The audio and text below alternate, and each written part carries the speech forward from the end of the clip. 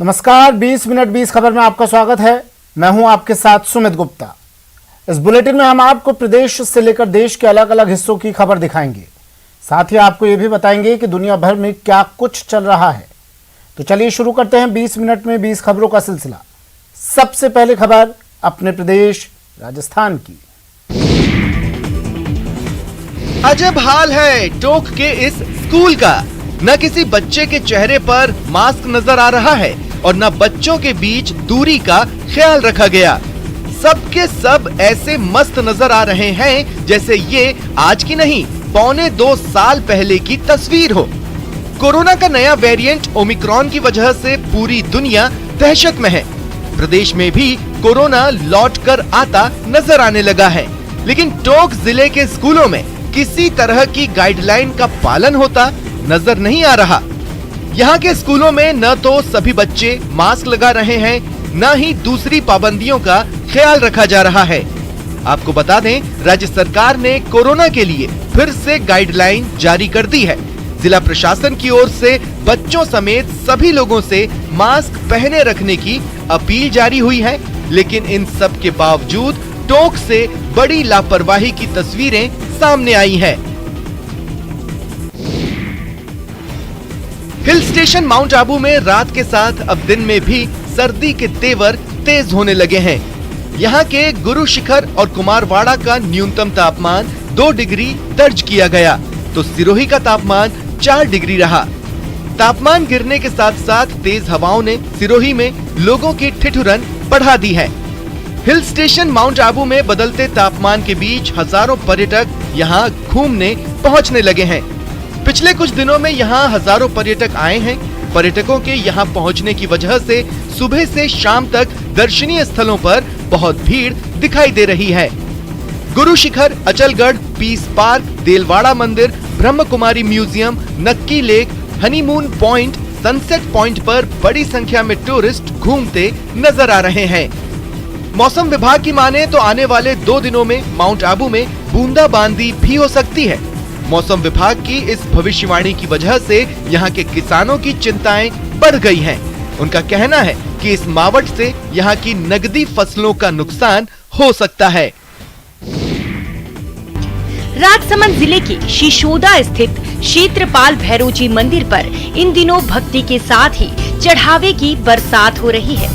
जनास्था के केंद्र भैरोजी मंदिर की आय का लेखा जोखा जिला प्रशासन के हाथ में आने के बाद से ये बदलाव देखा गया।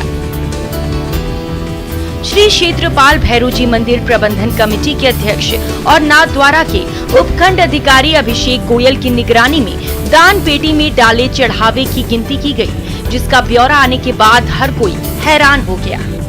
3 नवंबर से प्रशासन ने मंदिर और दान पेटी के लिए सुरक्षा गार्ड लगाए। श्रद्धालुओं के मुताबिक इसके बाद दान पेटी में धन वर्षा होने लगी।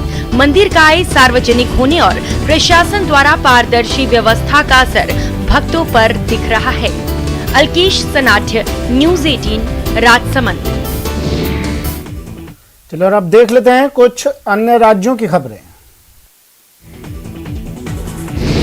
हरियाणा के जींद से एक चौंकाने वाला वीडियो सामने आया। वहां 2 लाख रुपए का इनामी बदमाश दिल्ली पुलिस के हत्थे चढ़ गया। बताया गया कि पकड़े गए बदमाश पर इलाके के एक कारोबारी की हत्या का आरोप है और इसी वजह से पुलिस करीब 1 महीने से उसके पीछे पड़ी थी। और जब दिल्ली पुलिस को उसकी लोकेशन पता चली तो सादी वर्दी में मौजूद कई पुलिस वालों ने उसे फिल्मी स्टाइल में दबोच लिया। मार दिया। बीच बाजार हुई दिल्ली पुलिस की इस कार्रवाई का वीडियो भी सामने आया, जिसमें कुछ लोग आरोपी को दबोचकर गाड़ी की तरफ बढ़ते नजर आए। पुलिस वालों की सादी वर्दी में होने की वजह से वहां अफरा तफरी के हालात बन गए। भीड़ में शामिल कई लोग तो इसे अपहरण की घटना समझने लगे। इसका फायदा उठाते हुए आरोपी ने भी पुलिस की पकड़ से निकलने की पूरी कोशिश की, लेकिन वो कामयाब नहीं हो पाया। बाद में पुलिस वाले उसे खींचते हुए अपनी गाड़ी तक पहुंचे और जबरदस्ती उसे पीछे वाली सीट में बैठाकर आगे बढ़ गए। बाद में आरोपी को दिल्ली की एक अदालत में पेश किया गया, जहां से उसे पूछताछ के लिए हरियाणा पुलिस को सौंप दिया गया।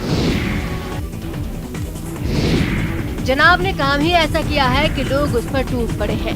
पुरुष तो पुरुष, महिलाएं भी उसे छोड़ने के मूड में नहीं है। बीच बीच में थप्पड़ों की बरसात भी हो रही है।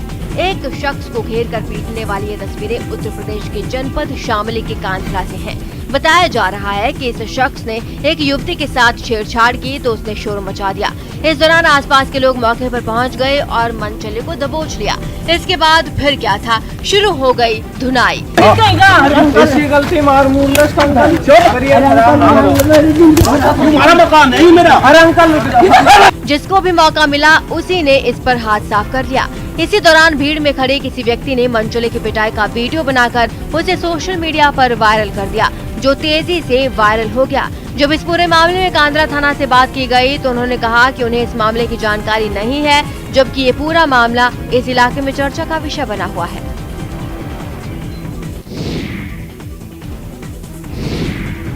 मध्य प्रदेश के ग्वालियर में एक युवक को कुछ लोगों ने छेड़छाड़ के कथित मामले में खुद ही सजा दे दी और सड़क पर ही उसकी लाठियों से पिटाई कर दी।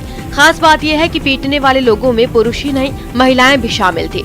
इस मारपीट का एक वीडियो भी सोशल मीडिया पर वायरल हो रहा है, जिसको लेकर पुलिस ने युवक की रिपोर्ट पर मारपीट का मामला दर्ज किया। वीडियो में साफ साफ नजर आ रहा है कि सड़क पर आरोपी को अर्धनग्न हालत में कुछ लोग पकड़कर जुलूस निकाल ले जा रहे हैं। साथ ही उसकी लाठी डंडे से पिटाई भी की जा रही है। वीडियो में ये भी नजर आया कि पुरुषों के साथ साथ महिलाएं भी उसे धक्का मारकर सड़क पर दौड़ाती रही और फिर महिला ने उसके बाल पकड़ लिए। कुछ लोग उसे लाठियों से मारते रहे। इस वीडियो में महिला भी जयप्रकाश को पकड़कर पीटती दिखाई दे रही है।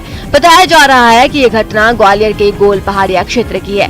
पीटने वाले युवक के बारे में ये कहा जा रहा है कि उसके खिलाफ छेड़छाड़ की शिकायत हुई थी, जिसमें पुलिस ने कार्रवाई की थी, मगर आरोप है कि इसके बाद फिर से उसने वही हरकत की तो लोगों ने उसे पीट दिया।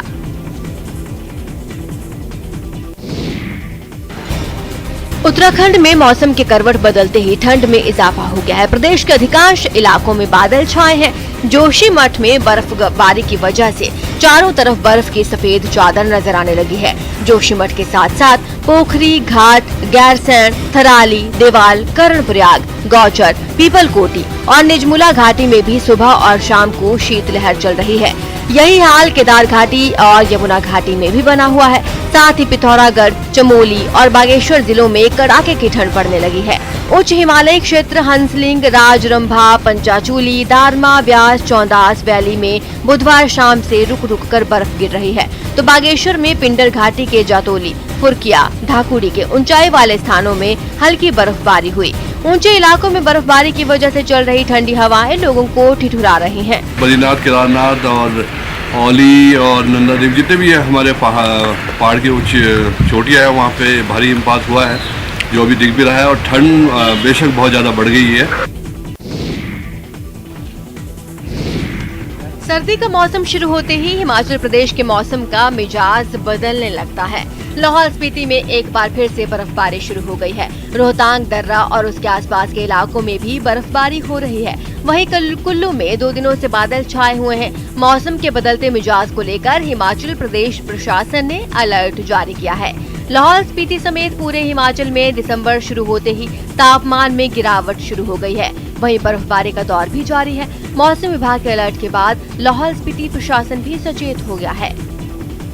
दरअसल लाहौल स्पीति के दारचा, जिंगजिंगबार, बारालाचा दर्रा, काजा मंडल, पटसेऊ समेत रोहतांग दर्रा में लगातार बर्फ गिर रही है। इस वजह से तापमान में भारी गिरावट आई है। मौसम विभाग के अनुसार 6 दिसंबर तक बर्फबारी और बारिश की आशंका है। मौसम में हो रहे बदलाव को देखते हुए पर्यटकों और स्थानीय लोगों से ऊंचाई वाली जगहों पर जाने से बचने की अपील की गई है। इतना ही नहीं, बर्फबारी की वजह से दारचा से आगे हिमाचल परिवहन की बस सेवा भी बंद कर दी गई है। वहीं लाहौल घाटी में हालात सामान्य बताए जा रहे हैं। बता दें कि घाटी के ऊपरी हिस्सों में बर्फबारी शुरू हो गई है। घाटी के भीतरी हिस्सों में बस सेवा पर फिलहाल कोई प्रतिबंध नहीं है। मंगोलिया संसद के अध्यक्ष समेत 23 सदस्यों का एक शिष्टमंडल बिहार के गया में भगवान बुद्ध की पावन ज्ञान भूमि बोध गया घूमने पहुंचा था। गया पहुंचकर मंगोलिया संसद के सांसद, मंगोलिया इंडिया पार्लियामेंट्री ग्रुप के चेयरपर्सन और डिप्टी चेयरपर्सन, मंगोलिया संसद सचिवालय के ऑफिशियल्स, सुरक्षा एवं सर्विस ऑफिशियल्स, भारत में मंगोलिया के राजदूत समेत दूसरे माननीय सदस्यों ने डूंगेश्वरी मंदिर के दर्शन किए और यहां पूजा अर्चना की। आपको बता दें कि कोरोना महामारी की दूसरी लहर के बाद पटरी पर लौटी स्थिति के बीच पहली बार हाई लेवल विदेशी शिष्टमंडल बोधगया आया है। पिछले 2 सालों से विदेशी शिष्टमंडलों का आना कोरोना की वजह से बंद हो गया था। यहाँ तक कि पर्यटक और श्रद्धालु भी बोधगया नहीं आ रहे थे। खास बात यह है कि महाबोधि मंदिर भी लंबे समय के लिए बंद कर दिया गया था। नौसेना दिवस के लिए मुंबई के गेटवे ऑफ इंडिया पर जोर शोर से तैयारियां चल रही हैं। गुरुवार को यहाँ नेवी के कमांडो की रिहर्सल देखने के लिए बड़ी संख्या में लोग जमा हुए थे। रिहर्सल के दौरान हेलीकॉप्टर के जरिए मरीन कमांडो ने अपना जो कौशल दिखाया उसे लोग देखते रह गए। गेटवे ऑफ इंडिया से जो तस्वीरें आई हैं उसमें नौसेना की प्रीमियर मरीन कमांडो यूनिट का दम देखने को मिला। इस वीडियो में आप देख सकते हैं कि आकाश में चारों ओर लालिमा छाई हुई है और इस बीच एक हेलीकॉप्टर गेटवे ऑफ इंडिया के पीछे से धीरे धीरे आसमान में उड़ते हुए आ रहा है। हेलीकॉप्टर पर रस्सी के सहारे 2-2 की संख्या में 6 जवान लटके हुए हैं। रस्सी के ऊपर तिरंगा है। नौसेना दिवस समारोह से पहले यहाँ कमांडो ने बीटिंग रिट्रीट समारोह का भी रिहर्सल किया। आपको बता दें कि भारतीय नौसेना की उपलब्धियों को सेलिब्रेट करने के लिए 4 दिसंबर को नौसेना दिवस मनाया जाता है। Take to the stage to enthrall us with a spellbinding performance. Let us not forget the magnanimity of the effort that goes into putting together such a coordinated display. Punjab के अमृतसर में रणजीत एवेन्यू की दशहरा ग्राउंड में 15वें international trade expo पाइटेक्स की शुरुआत हो चुकी है। 6 दिसंबर तक चलने वाले इस पाइटेक्स मेले का उद्घाटन उप मुख्यमंत्री ओम प्रकाश सोनी ने किया। पीएचडी चैम्बर ऑफ कॉमर्स और पंजाब सरकार की ओर से लगाए गए इस मेले के पहले ही दिन लोगों का हुजूम उमड़ पड़ा। कोरोना की वजह से करीब 1.25 साल बाद लगे इस मेले में पहले ही दिन 15,000 से अधिक लोग पहुंचे, जिन्होंने अलग अलग स्टॉल पर जाकर शॉपिंग की। आपको बता दें कि पाइटेक्स मेले में 8 हैंगर लगाए गए हैं, जिसमें 450 के करीब स्टॉल्स हैं। थाईलैंड के व्यापारी यहाँ कपड़ा, तुर्की के व्यापारी लाइट लैंप लेकर के आए हैं, तो अफगानिस्तान के व्यापारियों ने ड्राई फ्रूट, पत्थर की मूर्तियों की स्टॉल्स लगाई हैं। वहीं ईरान के व्यापारी यहाँ ड्राई फ्रूट, शॉल लेकर के आए हैं। मिस्र के व्यापारियों की बात करें तो वो यहाँ पर खास फर्नीचर लेकर के आए हैं। इसके अलावा जम्मू कश्मीर ने पूरे हैंगर में ही अपनी अलग अलग आइटमों को प्रदर्शित किया है। इस मेले में तुर्की की लाइट लैंप और अफगानिस्तान के व्यापारियों की तरफ से लगाई गई पत्थर की मूर्तियों ने लोगों को काफी आकर्षित किया। शानदार और जबरदस्त, यही कहेंगे आप इन डॉग्स के करतब को देखकर। बात